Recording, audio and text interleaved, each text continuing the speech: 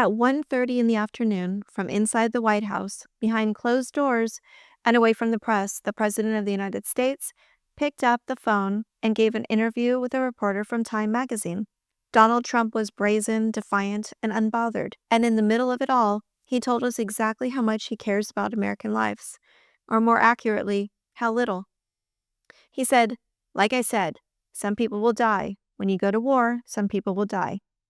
He didn't pause to clarify, he didn't soften it. He just kept going because he meant what he said.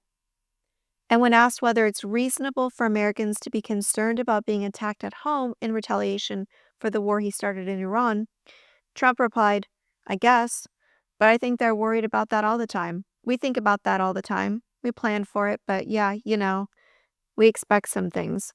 That is the sitting president of the United States in a cover story published in Time magazine entitled Trump's War, telling correspondent Eric Cortellessa and every single one of us that he doesn't really care. Because this war, the one he launched to distract from mounting scandals, the one driven by his ego, the one designed to consolidate power and to hold on to office, is worth it to him, even if Americans die. And the truth is, it doesn't even seem like it's his top concern anymore. Not because the danger is past, but because he already seems to have grown bored. And also because his cabinet is collapsing from the inside out. Because earlier that morning at approximately 11 a.m., and just moments before walking on stage to deliver a keynote address in Nashville, Kristi Noem, the Secretary of the Department of Homeland Security, learned that she had been fired. By all accounts, she found out the same way the rest of us did, from a Truth Social post.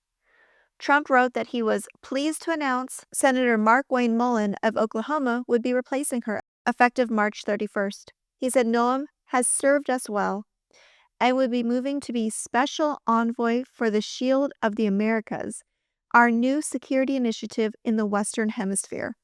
A title no one has ever heard before because it didn't exist until he needed to make her firing sound more like a promotion instead of the humiliation it clearly was. And soon after that was posted, she walked out onto the stage and gave her speech anyway. She didn't address it or acknowledge it, but you could see it in her face. She looked like a woman who had just been told the ground beneath her had disappeared. Because it had. She was about to lose the power she had been wielding to rain terror across the country and over her fellow Americans. This is the first cabinet secretary Trump has fired in his second term.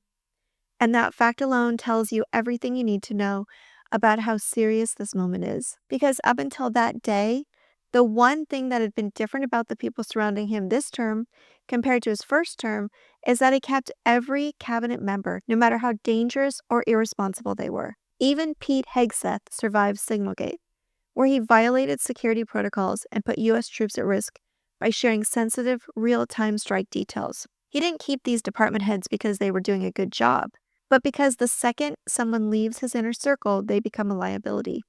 They know too much. They've seen too much. They have nothing left to lose. That's why he kept her as long as he did. That's why he's kept all of them. But this time the pressure was too much. The final straw came when she appeared before Congress. Over 2 days, she was grilled about the $220 million taxpayer-funded ad campaign that mostly featured her riding horses in front of Mount Rushmore, threatening immigrants, and slick action-style propaganda videos. The contract went to a media company affiliated with the former political director of the National Republican Congressional Committee, registered to a political operative in Virginia, and incorporated just 8 days before the contract was awarded, with no competitive bidding. When Representative Joe Neguse questioned her about it during the House hearing, she had no real answer. And when Republican Senator John Kennedy of Louisiana pressed her on who approved the campaign, she said Trump did. The White House immediately denied it. A White House official told NBC News POTUS did not sign off on a $220 million ad campaign. Absolutely not. Trump himself told Reuters, "I never knew anything about it." And Senator Kennedy reportedly told colleagues afterwards that Trump was mad as a murder hornet. And that was the moment. Not when 2 American citizens were killed by her agents in Minneapolis. Not when the allegations of an inappropriate relationship with her top advisor, Corey Lewandowski, who was also removed today. Not the fact that when asked in the House hearing whether she had ever had sexual relations with him while her husband looked on, and she refused to answer, calling it tabloid garbage. not her labeling Alex Preddy and Renee Good domestic terrorists before any investigation had begun, and not even with the nearly 190 co-sponsors supporting her impeachment. It was the money and the embarrassment. That is why Trump let her go, because that's what gets you fired in this administration. Not cruelty, not incompetence, and not even the deaths of American citizens, but embarrassing the president, making him look like he's not in control. That is the only line that matters. And then there is what this firing really tells us, because it's both good news and a warning. The good news is that Trump didn't want this to happen. He didn't plan for it. He was so cornered, so pushed by his own party, that he had to act. Senator Kennedy was furious. Senator Tillis called her tenure a disaster and threatened to block all of Trump's nominations until she answered his questions. Even Republicans, who have justified every other cruelty of this administration, were fed up, because she is one of the main reasons they're going to lose the midterms. And they know it. They pushed, and for the first time, Trump buckled. The pressure worked, and that matters. The warning is that whatever comes next could be worse, and in this case, he is. Markwayne Mullin is a first-time senator from Oklahoma, a former MMA fighter and plumber. He holds an associate's degree in construction technology. He is not qualified for this position in the least. And from what we're hearing, they were desperate because no one else wanted the job. But his lack of qualification isn't what concerns me most. It's his beliefs and his record. Mullin endorsed the big lie that the 2020 election was stolen from Donald Trump. He joined a case before the Supreme Court calling for votes in Georgia, Michigan, Pennsylvania, and Wisconsin to be thrown out. He was one of the candidates who ran on the big lie during the 2020 special election. And now he's being asked to oversee security of our elections and our borders. And this is the same man during a Senate hearing in 2023 who stood up from his chair and nearly got into a physical fight with Teamster President Sean O'Brien. He adjusted his wedding ring like he was about to take it off for a bare-knuckle brawl, until Senator Bernie Sanders had to bang his gavel and shout, "You're a United States Senator, sit down." This is who Trump thinks should run the largest law enforcement agency in the federal government. Not someone with restraint or clear judgment. A loyalist who will never ask questions, who will just do what he's told. That is the only qualification that matters anymore. Congress continues acting more like loyalists than the independent branch of government they were meant to be, because the House voted 212 to 219 to reject a war powers resolution, which would have required Trump to get congressional approval before continuing military operations in Iran. The Senate voted 47 to 53 to kill the same measure.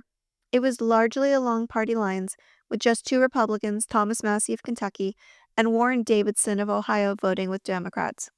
In the Senate, only Rand Paul crossed the aisle. Out of every single Republican in Congress, 3 people had the courage to say that the Constitution still matters. This is a complete abandonment of the jobs they were elected to do. The founders didn't leave it ambiguous. Congress, and only Congress, decides when this country goes to war. That power was placed in the legislative branch for exactly this reason, to prevent one man from dragging a nation into a conflict on a whim. And every single Republican who voted no just handed the power to a president who told Time magazine that some people will die. And then there's the family values that the Republicans all hang their hat on. Because Representative Tony Gonzalez of Texas finally admitted having an affair with a former staffer, Regina Santos Aviles. She was his regional district director in Uvalde. In May of 2024, text messages show Gonzalez pressured her to send him explicit messages. She pushed back, writing, "This is too far," and he persisted. She was his subordinate. She was in a position where saying no could cost her her career, her income, and the stability her family depended on. In September of 2025, Regina doused herself in gasoline and set herself on fire outside her home. After a 911 call was made, officers who responded could hear her screaming, "I don't want to die." She died the next day. She was 35 years old, and she left behind an 8-year-old son. Gonzalez denied the affair for months. He called it a coordinated political attack. He accused her husband of blackmail. And then he finally went on a conservative radio show and admitted it, saying, "I made a mistake." The House Ethics Committee has opened an investigation. Several Republicans, including Lauren Boebert, Nancy Mace, and Thomas Massie, have called for his resignation. House Republican leaders are urging him to drop out of his race, but Speaker Mike Johnson has not called for him to resign. And Trump, who endorsed Gonzalez, has said nothing. And it's not just that he needs to end his re-election bid. He needs to be held accountable. A woman who reportedly directed to him was put in a position where she believed her only way out was to set herself on fire. And while we're on the subject of who this party protects, we also learned Andrew Paul Johnson, a man Trump pardoned for his role in the January 6th Capitol riot, was sentenced to life in prison in Florida for molesting 2 children. He was one of the 1,500 people Trump pardoned on his first day back in office. After his pardon freed him, Johnson sexually assaulted 2 middle school-aged children. He told one of the victims he expected to receive millions of dollars from the Trump administration as restitution for being a January 6th defendant, and that he would put the child in his will to inherit the leftover money. That was how he kept them quiet. One of the children testified, "We were scared. We didn't realize this stuff was not okay because we were 12-year-olds. This is who Donald Trump pardoned. A man who stormed the Capitol and then went home and preyed on children, who used the promise of a Trump payout to buy their silence. And he's not the only one. Several pardoned January 6 rioters have been charged with new crimes since Trump's mass clemency. When Trump was asked whether these cases undermined his tough-on-crime image, he said, "No, you have thousands of people that we're dealing with. And if one goes haywire, that's what he said about a child predator he set free." This is the Republican Party heading into the midterms. A president who doesn't care if Americans die, a fired cabinet secretary being shuffled into a made-up diplomatic title, a Congress that just voted to give one man the unilateral power to wage war, a sitting congressman whose subordinate set herself on fire, and pardoned insurrectionists molesting children. This is not a party in power. This is a party in moral collapse. And voters are watching. Living in the United States right now is hard. We have a president who doesn't care if we die and a Congress that won't stop him. And it feels like we're in the messy middle right now. And maybe you're feeling that too. Where things aren't moving fast enough. Where big things are happening, real breaks, but there's still so much uncertainty. But here's what I need us to hold on to. Trump fired someone.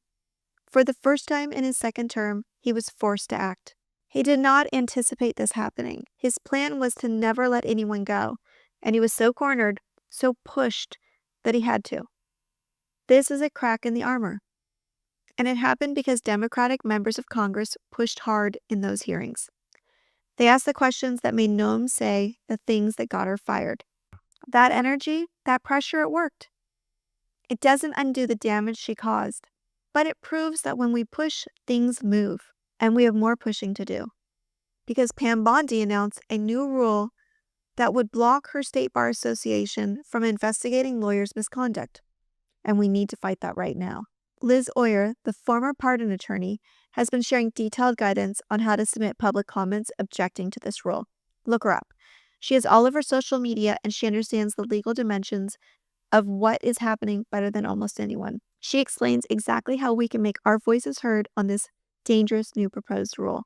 This is a quick, concrete action every one of us can take. And if you're not already following Liz, she's fantastic. I highly recommend that you do. There are a lot of moving pieces. And to stay grounded, I'm holding on to an encounter I recently had. I walked past a car in a parking lot and a man got out. He was wearing an American flag shirt, and I'll be honest, my first instinct judging a book by its cover was that this man was MAGA. Then I looked at his car, and it was covered in bumper stickers. And right in the center was a picture of Trump done in that iconic style like from the Obama Hope poster. But instead of hope, it said fascist under Trump. And I did a double take, and then I saw the rest. There were a handful of other stickers on his car. None of them looked old. They all looked freshly placed. But the one that really stood out to me was the one that said he didn't sacrifice so much in the military for our country to be taken over by an authoritarian. This man was a veteran, a patriot, not the kind who wraps himself in a flag to silence people, but the kind who served under it and refuses to watch it be stolen. His stickers reminded me of something so many of us forget. There are more of us than there are of them. People like us are everywhere. At the grocery store, the gas station, at the school pickup line. The veterans and nurses and teachers and parents. People who are scared, angry, and tired, but still here. We outnumber the other side. We just don't always see each other because they've always been louder. They wear red hats and they fly flags and make sure that you know exactly where they stand. But our side carries it quietly.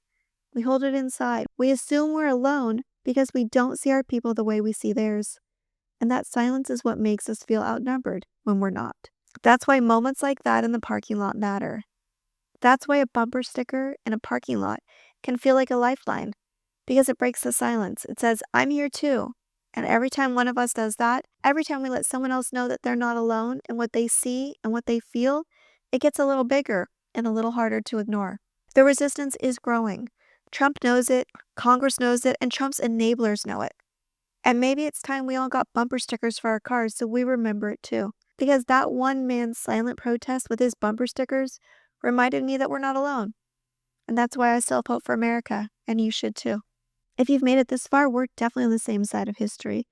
I'm trying to get this message to reach as many people as possible and to grow this channel. So if you can please take a moment, make sure you're subscribed, maybe give it a thumbs up, share a video if it spoke to you, anything to let the algorithm know to show it to more people. And for all of my daily posts, you can find me on Substack by searching Heather Delaney Reese, and I've included a link for you below. And remember, no matter how dark the days get, and they're gonna keep getting darker as we head into the midterms, I will be here every single day, and together, we will always have hope for America. I'll see you tomorrow.